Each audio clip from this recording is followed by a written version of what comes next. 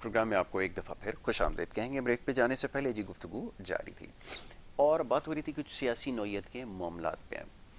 अब सियासी कारकुनान किस तरह सोचते हैं, उनकी क्या सोच है, क्या उनकी उम्मीदें हैं, क्या तवक्कुआत हैं, वो एक अलग चीज़ है। हकीकत क्या है ये जानना सबके लिए ज़रूरी है। और हकीकतन हो क्या रहा था, मईशत की जो सूरत हाल है इस वक्त सबके सामने है। और बार बार ये सवाल होता रहा पिछली हुकूमत से कि जो मौशी मामलात हैं इसको खुदारा समझने की कोशिश करें, संजीदगी का मुजाहरा करें। क्योंकि ये बात तो शुरू दिन से ही साबित हो गई थी कि उनके पास वो लोग नहीं थे जिसका वो माजी में दावा किया करते थे कि कोई 200 लोगों के करीब उन्होंने बताया था कि कोई ऐसे लोग हैं जिनके पास सारे मसाइल के हल की कुंजी उनके पास मौजूद है और मईशत को वो समझते भी हैं और उसको हल करने की अहलियत भी रखते हैं, क्योंकि दावा जो है वो पूरी तरह से गलत साबित हुआ। तो अब सवाल ये पैदा होता है कि इन मामलात को कैसे हल किया जाए।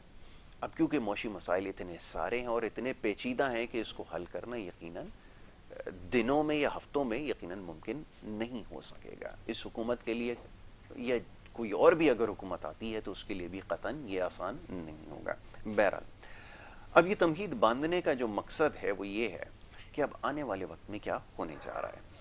और यहाँ पर हमेशा बात होती है कारकर्दगी के जो दोनों, ये इस हुकूमत की इससे पहले जो हुकूमतें रही हैं उनकी कारकर्दगी जो रही है उसको मवाजना किया जाता है और उसके बाद देखा ये जाता है कि किसके दौर में मईशत ने कितना फ्लरिश किया, कितनी बेहतरी उसमें आई है। तो ये चीज़ इससे ये बखूबी अंदाज़ा हो जाएगा कि मामलात जो हैं वो किसके लिए कितना आसान होंगे। तो जनाब ये आप समझने की कोशिश करेंगे और इस मौजू पर आज गुफ्तगू करेंगे कि बड़े ख़ास मेहमान जो है यहाँ पर स्टूडियोज़ में तशरीफ़ फरमाएँ और मोअज़्ज़ज़ मेहमानों का तारुफ़ आपसे करवाऊँगा और गुफ्तगू भी जो है वो उनसे जारी रहेगी। जो सबसे पहले हमारे मोअज़्ज़ज़ मेहमान हैं जनाब मियाँ ज़ाहिद हुसैन साहब, मौशी तज्ज़ियाकार हैं। मुख्तलिफ़ प्रोग्राम्स में आप उन्हें देखते हैं, उनकी गुफ्तगू सुनते हैं। इससे पहले भी हमारे प्रोग्राम्स में तशरीफ़ ला चुके हैं और बड़ी खुलकर बात करते हैं मईशत के हवाले से। आज एक दफ़ा फिर उन्हें हमें मदऊ किया है, उनको मैं खुश आमदीद कहूँगा। मियाँ साहब thank you so very much, बहुत शुक्रिया प्रोग्राम में हमें वक्त देने के लिए। दूसरे जो हमारे मोअज़्ज़ज़ मेहमान हैं, आप भी मईशत को समझते भी हैं, उसके ऊपर मामलात पर गुफ्तगू भी करते हैं और इससे पहले भी मुतादिद मरतबा हमारे साथ प्रोग्राम्स में आप उन्हें देख चुके हैं। आज बड़ी खुलकर बात करते हैं। नोमान तबानी साहब, मौशी तज्ज़ियाकार, उन्हें भी खुश आमदीद कहूँगा। Thank you so very much, बहुत शुक्रिया। अच्छा जी मेरे साहब, गुफ्तगू का आगाज़ जो है वो मैं आपके साथ करूँगा जो कुछ अब तक होता रहा है, जिसके ऊपर कुछ देर पहले ऑफ कैमरा भी डिस्कशन हो रही थी। मौशी मसाइल इतने सारे थे, बार बार एक सवाल हम भी करते रहे और तमाम बिजनेस कम्युनिटी के लोग भी ये सवाल करते रहे कि ये संजीदगी का मुजाहरा कब करेंगे, क्योंकि पानी अगर सर से ऊंचा हो गया तो पाकिस्तान जैसी मईशत के अंदर इंतहाई मुश्किल होगा मामलात को संभालना। अब सूरत हाल आपके सामने, आप इसका जायज़ा ले रहे हैं। आपको क्या लगता है ये मामलात हल करना इतना आसान होगा? और जिस तरह ये मईशत के मामलात चलाए गए हैं, मैं चाहूँगा इसके ऊपर आप अपना तबसरा पेश कीजिए। जी बहुत शुक्रिया जी, पहले तो आपका और आपके चैनल का। और बात यह है कि मैं ये समझता हूँ कि इतवार तक जो मामलात चल रहे थे कि जिसमें फिर वो तहरीक अदम जी एतमाद जी कामयाब हुई और फिर उसके बाद पीर से हमने एक मियाँ शहबाज शरीफ को नए वज़ीर आज़म के जी तौर पे देखा। तो बात यह है कि ये तहरीक अदम एतमाद आना, जिसको पीटीआई खुद इनवाइट कर रही थी कि हिम्मत है जी तो लाओ लाओ, लाओ, और कब बिल्कुल ठीक लाओगे। है। और फिर जब वो आई तो उन्होंने कहा इमरान खान साहब ने कि ये तो आपने मुझे मौका दे दिया है और आपने मेरे लिए अच्छा कर दिया अच्छा है कर दिया। और मैं अल्लाह ताला का शुक्रगुजार हूँ कि आप लोग ये तहरीक अदम एतमाद लेके आए और जी मैं एक जी बॉल से 3 लोगों को आउट करूँगा। आउट भी करूँगा, बिल्कुल। उसके बाद फिर हमने उनके स्टांस बदलते भी देखे। बिल्कुल ठीक है। ये जो चीज़ है, असल बात क्या है, ये इतना तेजी से जो रैपिडली, जब वो खुद इतने ओवर कॉन्फिडेंट या कॉन्फिडेंट थे कि जी नहीं मैं हूँ और आप लेके आए अदम एतमाद, तो इतनी तेजी से तब्दीली क्यों आई? बिल्कुल ठीक है। तो इतनी तेजी से जो तब्दीली आई मामलात में, वो मैं जी समझता हूँ कि मुआशी तब्दीली थी, मुआशी मामलात थे जिसकी वजह से ये तब्दीली लाना नागुज़ीर हो चुका था। नागुज़ीर हो चुका था। और उसकी वजह ये थी कि मईशत हमारी जो है वो तकरीबन पौने 4 साल में जी वेंटिलेटर पे थी। बिल्कुल ठीक ठीक। है। और मुसलसल वो मेल्ट हो रही थी, बर्फ की तरह से पिघल रही पिघल थी। रही थी। और बार बार बार बार बार बार आलमी महकमों की तरफ से, आलमी जी इदारों की तरफ से भी और हमारे अपने इदारों की तरफ से, बिजनेस कम्युनिटी की तरफ से پرائم منسٹر کو، پی ٹی آئی کو، سارے جو ہیلم آف افیئرز میں نے دیکھیں 3 وزیر خزانہ تبدیل کیے انہوں نے، تو وہ ان کو بار بار کہا جا رہا تھا اور فیگرز بتا رہے تھے کہ جی ملکی حالات جو ہیں وہ کس طرف جا رہے ہیں. ٹھیک، آپ نے کہا تھا کہ جی ہم 1 کروڑ نوکریاں دیں گے، 50 لاکھ گھر بنائیں گے. وہ نوکریاں تو 60 لاکھ بلکہ الٹی چلی گئی. پاکستان میں جو وہ ہے ریشو جو ہے اس کے جو ان ایمپلائڈ لوگوں کا وہ 5% ہے. تو اسی طریقے سے مہنگائی جو ہے وہ کہاں ان کو 4-5% پہ مہنگائی کی شرح ملی تھی اور وہ بڑھتے بڑھتے 12% چلی گئی. جن کی آمدنی 1 لاکھ ہے اور جن کی آمدنی 50,000 ہے ان کی چلی گئی 22% پہ مہنگائی کی شرح. اسی طریقے سے ہمارا جی ڈی پی جو تھا وہ کہتے ہیں کہ 5.6 پہ آ گیا تھا، لیکن میں نہیں مانتا، یا جو گراؤنڈ ریالٹیز ہیں وہ بھی نہیں کہتے. بالکل ٹھیک ہے. تو ایسے جو پھر آئی ایم ایف سے آپ ایک معاہدہ کر کے آئے ہیں کہ جی ہم بجلی کے ریٹ بڑھائیں گے، پیٹرول کے ریٹ بڑھائیں گے. اچھا کیوں بڑھائیں گے؟ اس لیے بڑھائیں گے نا کہ آپ کے ملک میں خسارہ ہے، مالی خسارہ ہے، فسکل ڈیفیسٹ ہے، بجٹ ڈیفیسٹ ہے. ان چیزوں کو آپ نے کور اپ کرنا ہے. تو اس کے لیے آپ ان کے ساتھ ایک ایگریمنٹ کر کے آ رہے ہیں اور $1 بلین آپ ان سے لے رہے ہیں. اور 15 دن بعد اس کو بھی معاہدے کی سیاہی خشک نہیں ہوئی تو آپ نے یہاں پہ 10 روپے پیٹرول پہ ریٹ کم کر دیا اور 5 روپے اس پہ بجلی پہ کم کر دیا. ٹھیک ہے. تو یہ ساری قے مقرریاں اور اس طرح کے جو معاملات تھے، تو اس وجہ سے میں یہ سمجھتا ہوں کہ یہ ناگزیر ہو چکا تھا کہ اب چینج آنی چاہیے. بالکل ٹھیک ہے. اچھا اب جو چینج آئی ہے میں سمجھتا ہوں کہ یہی ٹیسٹ کیس ہوگا. بالکل ٹھیک ہے. کہ اب جو نئی گورنمنٹ آئی ہے اب اس میں اچھا کیوں شہباز شریف صاحب کیوں آئے اور کیوں ان کو لایا گیا آگے؟ تو شہباز شریف صاحب کے آنے کے لیے ایک خاص ریزن ہے اور ایک خاص وجہ ہے. اس لیے کہ پچھلے 20-25 سال کا جو ان کے بارے میں ایک برانڈ ہے یا ایک ٹریڈ مارک ہے وہ یہ ہے کہ وہ بڑے ہارڈ ورکر ہیں، ایڈمنسٹریٹر بہت اچھے، بڑے اچھے ایڈمنسٹریٹر ہیں، وہ بڑے محنتی ہیں اور یہ کہ بڑے پازیٹیو ہیں. بالکل ٹھیک. ان کی پہلی تقریر میں بھی آپ نے دیکھا کہ جی ہم کسی سے انتقام لے لیں گے، اور وہ نہیں لیں گے. اب ان کا کیا مقصد کیا ہے کہ وہ اگر انتقام یا احتساب کے پیچھے پڑے رہیں گے تو پرفارم کب کریں گے؟ یہی عمران صاحب کا المیہ تھا. ہم ان کو بتاتے رہے کہ جی آپ یہ سب اس کو چھوڑیں، اپنے کام پہ توجہ دیں، لیکن ہوا یہ کہ وہ اس طرف نہیں آ پائے. اب جہاں تک میں سمجھتا ہوں جو ایک پیراڈائم شفٹ ہوگا اس گورنمنٹ کا وہ ہوگا اپنی ترقی، عوام کی ترقی. اور دیکھیں انہوں نے سی پیک کے آپ نے ان کے سینٹیمنٹس دیکھ لیے، جو چائنا کے آئے جو کیا کہتے ہیں سفیر ان سے ملنے کے لیے آئے، ان کی زبان دیکھی آپ نے.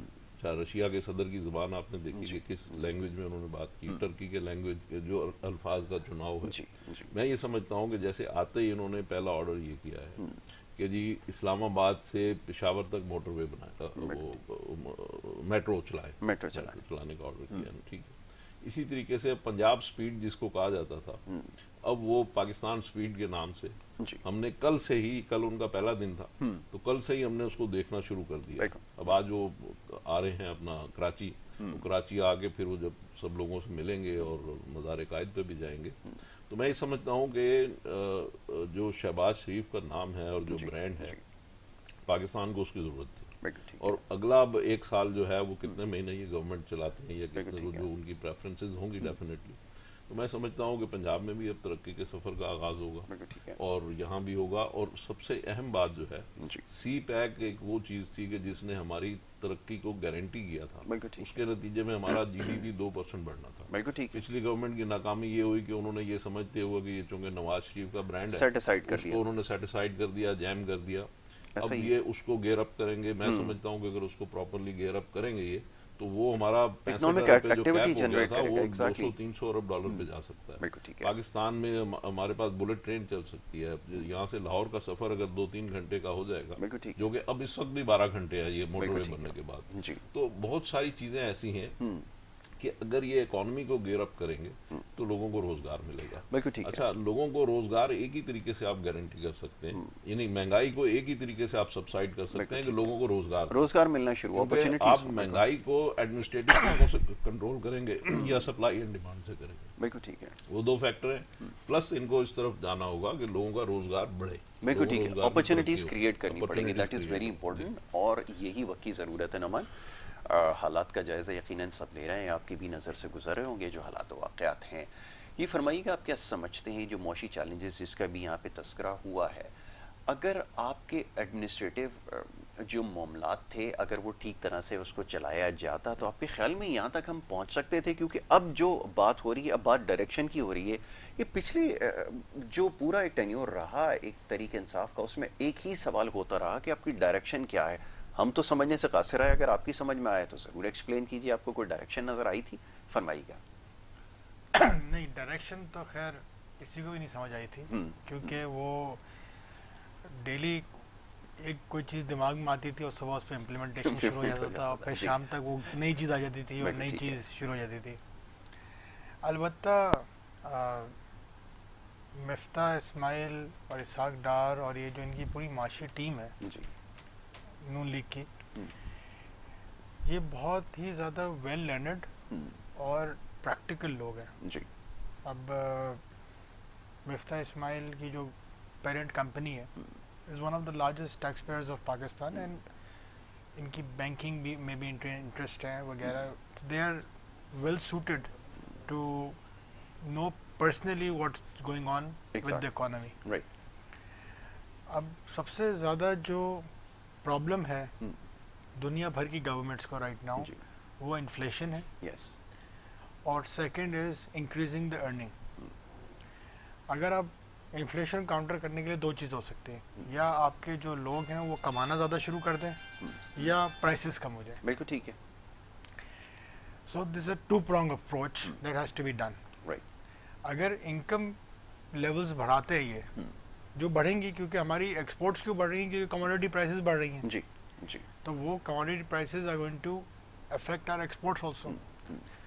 لاسٹ گورنمنٹ کا ایک ایکشن بہت اچھا تھا، وہ تھا جو انہوں نے آئی ٹی ایکسپورٹس کے اوپر اور مین پاور ایکسپورٹس کے اوپر جو ہے وہ آؤٹ سورسنگ کے اوپر اور فری لانسنگ کے اوپر جو انیشیٹوز لیے تھے. بالکل ٹھیک ہے.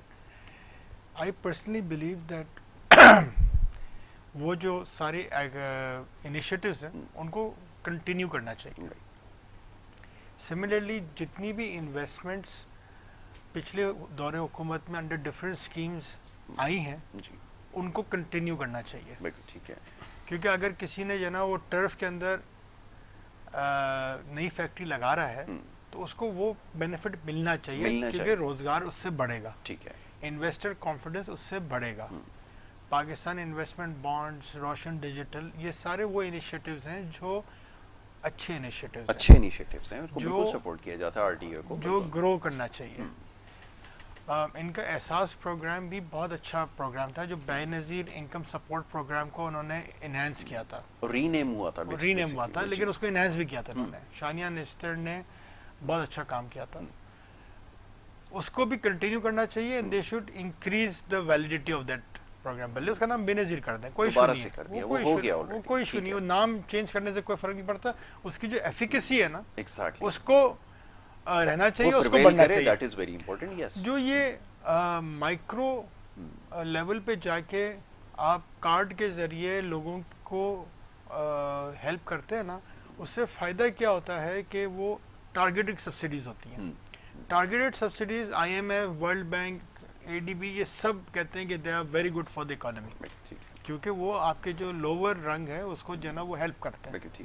اگر آپ آٹے کا تھیلا جو ہے وہ پورے پاکستان کو سبسڈی دیں گے تو شاید وہ فائدہ نہیں دے گی، لیکن جو آپ کے پورسٹ ہیں جن کو ضرورت ہے اس سبسڈی کی، ان کو اگر آپ زیادہ سبسڈی دے دیں گے تو وہ آپ کے لیے بھی بہتر ہے، اور آپ کو جو ہے نا وہ مارکیٹ کو ڈسٹورٹ نہیں کرنا پڑے گا. تو کچھ اچھے انیشیٹوز تھے پچھلے گورنمنٹ کے، وہ کنٹینیو کرنے چاہیے. سی پیک جتنی بار بھی، کیونکہ میں ہیڈ کرتا ہوں کمیٹی سی پیک کی ہماری آرگنائزیشن میں، تو جتنی بار بھی ہم اپنے چائنیز کاؤنٹر پارٹ سے ملاقات کرتے تھے تو they were not happy with the pace of CPEC in Pakistan in the previous government. وہ ہمیشہ کہتے تھے کہ جو ہے نا وہ جتنا فاسٹ ایگزیکیوشن شہباز شریف نے پنجاب میں کیا تھا یا ڈورنگ نواز شریف کے دور میں ہوا تھا، and they used to say that it was Shehbaz Sharif that was behind it. تو ویسا ہم نے نہیں دیکھا. اچھا Nauman, sorry to cut you short, آپ ایک چھوٹی سی بریک کے لیے کہا جا رہا ہے، ایک چھوٹی سی بریک لے لیتے ہیں، بریک کے بعد واپس آتے ہیں، گفتگو جاری رکھیں گے. آپ دیکھتے رہیے گڈ مارننگ کراچی.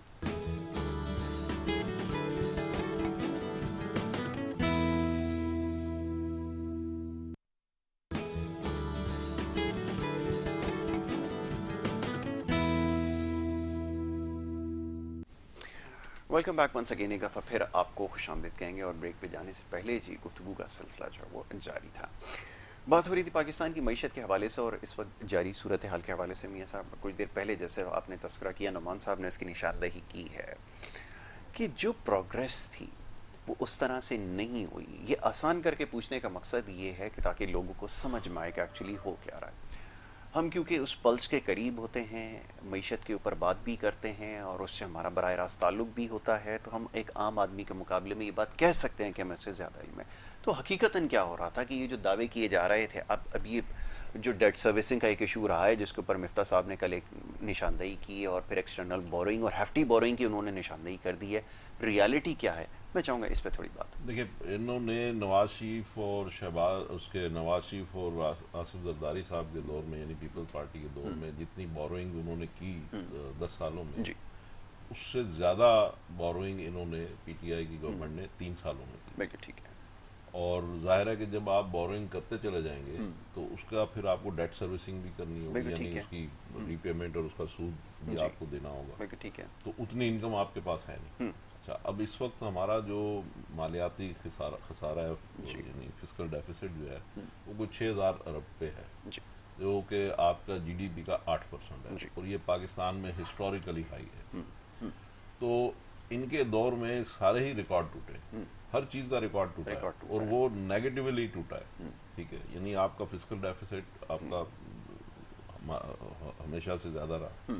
इसी तरीके से आपका जीडीपी बहुत Right. ज़्यादा डाउन नेगेटिव हुआ। में गई है, बिल्कुल इसी ऐसे ही। तरीके से आपके नौकरियों के मामले में आप देख लें, इसी तरीके से बाकी सारी चीज़ों में जिसमें भी आप महंगाई को आप देख लें, जी, मतलब इतना पाकिस्तान में कभी इतनी महंगाई नहीं हुई। फिर आप डॉलर को देख लें, डॉलर ने जिस तरीके से जंप्स लगाए, जी।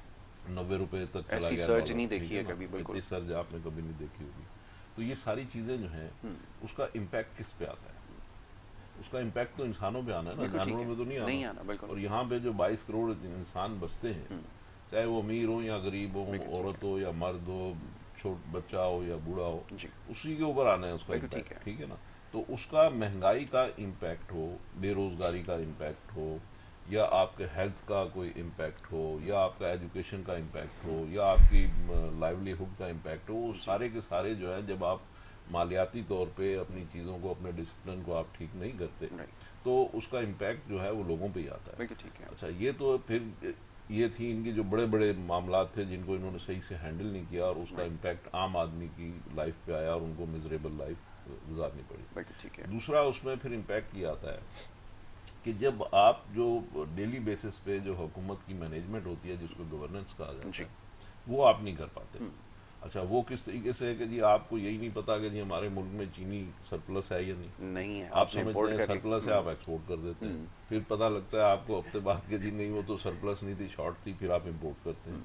अच्छा, फिर ये है कि उसकी आप सप्लाई और डिमांड को आप मैनेज नहीं करते। जब लोगों को पता होता है कि जी जो चीनी जो है हमारे मुल्क में कम है, वो होर्डिंग कर लेते हैं। वो होर्डिंग करते हैं तो उससे फिर महंगाई जो जितनी होनी चाहिए उससे दो चंद हो जाती है। इसी तरीके से गंदम का आपको पता है कि जी हमें जो है कितनी गंदम इंपोर्ट करनी है, वो आप इंपोर्ट नहीं करते हैं, मगर वो 2 महीने लेट करते हैं।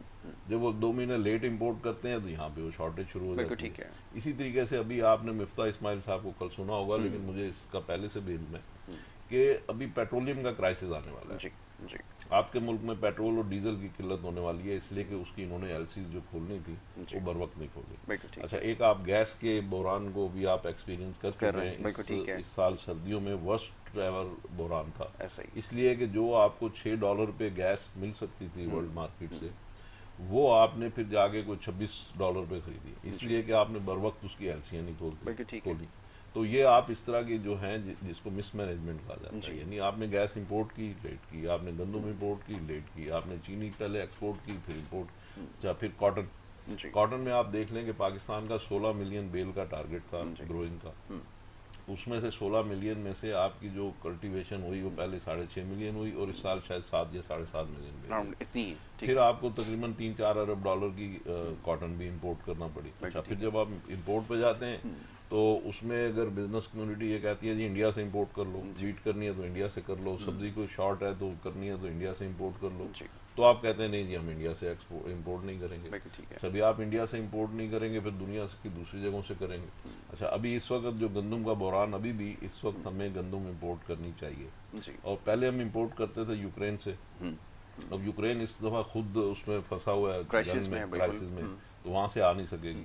تو اس وقت سب سے سستی گندم جو ہے جو, اور یہ کہ بمپر کراپ جو ہوئی ہے وہ انڈیا کی ہوئی ہے. انڈیا کی. تو ہمیں چاہیے تھا آج سے 2 مہینے پہلے ہم انڈیا سے گندم پروکیور کرتے. بالکل ٹھیک ہے. لیکن اس میں بھی خان صاحب کی ایک انا تھی کہ نہیں جی ہم نے انڈیا سے نہیں کرنا. بالکل ٹھیک تو ہے. اس کے نتیجے میں ہم باہر کی دوسرے ممالک سے وہ چیز اچھا کس طرح کرتے ہیں, وہ انڈیا سے وہاں جاتی ہے, وہاں سے ہمارے یہاں آتی ہے, اور فریڈ تو ویسے ہی اس میں- سو کال ٹائم آئی کے اوپر ہے. تو اس میں ایک ہم ان کے دوسرے ملک کی کمیشن پے کرتے ہیں, پھر اس کے اوپر فریٹنگ پے کرتے ہیں, ایکسیس فریٹنگ, ڈبل فریٹنگ ہوتی ہے. بالکل. تو یہ ساری چیزیں جو ہیں وہ جانتے بوجھتے ہم نے پتہ نہیں کیوں اس طرح کے معاملات کیے کہ جو مینجمنٹ کی وجہ سے بھی عوام کی لائف جو ہے وہ اس کو ہم نے مزریز کو بڑھا دیا ہم miserable نے. کیا. بالکل ایسا ہی. ایک تو یعنی مینجمنٹ سائڈ پہ ہم نے چیزوں کو مینیج بالکل. نہیں کیا, دوسری پھر جو چیزیں اس کی پالیسی سائڈ کے اوپر ہم نے یعنی میکرو لیول پہ نہیں کیا, بالکل پھر ٹھیک ہے. مائکرو لیول پہ بھی نہیں کیا. دونوں طرف تو مسٹیکس. اس کے نتیجے میں پھر عوام کے اوپر جو بھی ایک تازیانہ آتا ہے یا ڈیفیکلٹی آتی ہے جی یا مزری آتی ہے وہ ڈبل ہو جاتی ہے. بالکل ٹھیک ہے.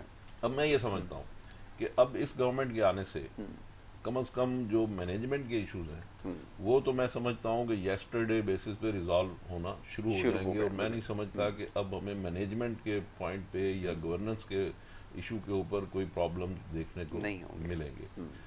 جہاں تک پالیسی میٹرز کا تعلق ہے یا جس میں میکرو لیول کی چیزیں ہیں جی اس میں یہ سمجھتا ہوں کہ اس میں تھوڑا ٹائم لگے گا, لیکن اس میں بھی آپ دیکھیں گے کہ فردر ڈیٹیریوریشن نہیں ہوگی, اور وہ آپ آج سے ہی بلکہ آپ دیکھیں گے کہ انشاءاللہ اس میں تھوڑی بہتری آنا شروع ہو جائے گی. یس نعمان.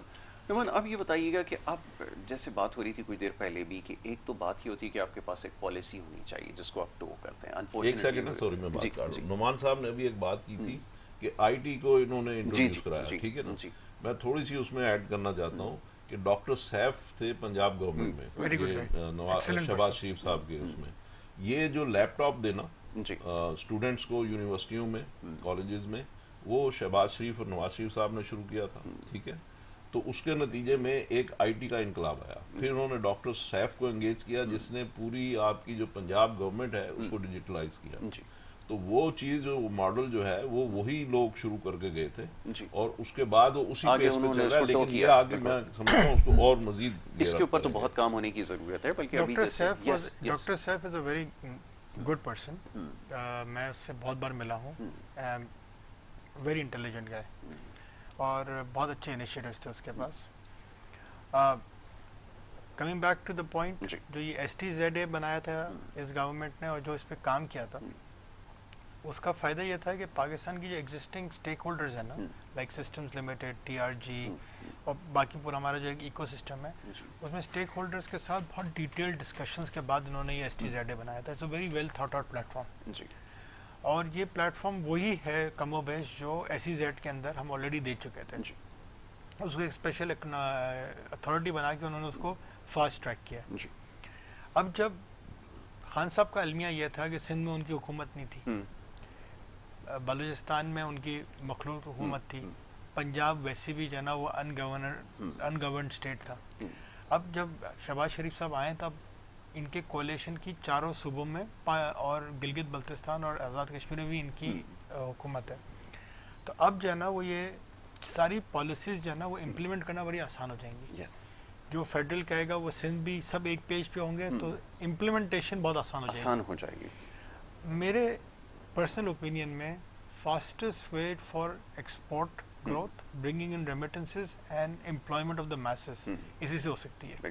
کیونکہ ہمارے یہاں سب سے بڑا المیہ ہمارے ساتھ یہ ہے کہ ان دا لاسٹ 20 ایئرس ہمارے یہاں یونیورسٹیز اور کالجز کھل گئی ہیں, لیکن وہ ان کو پڑھا تو رہے ہیں لیکن ان کو جو ہے نا وہ امپلائیبل نہیں بنا رہے. ایسا ہی ہے بالکل. ہمارے یہاں ماسٹرز کر کے جو ہے نا وہ لوگ آتے ہیں ہمارے پاس جاب کرنے کے لیے, اور وہ میرے خیال میں they cannot even write a letter.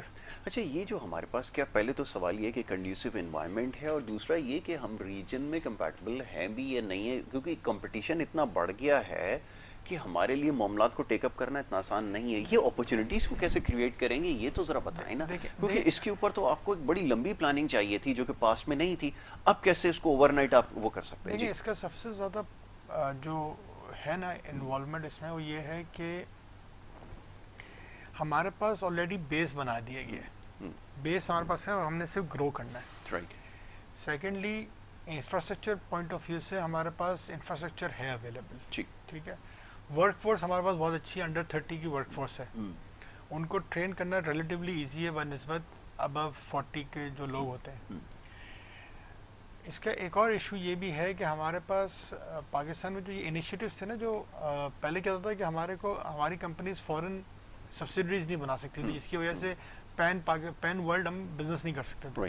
اب انہوں نے اسٹیٹ بینک نے, کیونکہ you got State Bank governor that is from I M F, جو World Bank, I M F, ان سب کے ساتھ بڑا کلوز ہے. تو for him to understand the global economy is easier. ابھی آپ دیکھیں گے کہ دنیا بھر کے اندر ورچوئل کرنسیز, کرپٹو کرنسیز کا دور ہے. اب جو اسٹیٹ بینک ہے نا, وہ دنیا بھر کی اسٹیٹ بینک سے سوچ رہے ہیں کہ ہم آبسلیٹ ہو رہے ہیں, کوئی ہماری ضرورت نہیں ہے, بہت جلدی ہماری ضرورت ختم ہو جائے گی. ٹھیک ہے. اس وجہ سے وہ اپنی بقا کی جنگ لڑ رہے ہیں.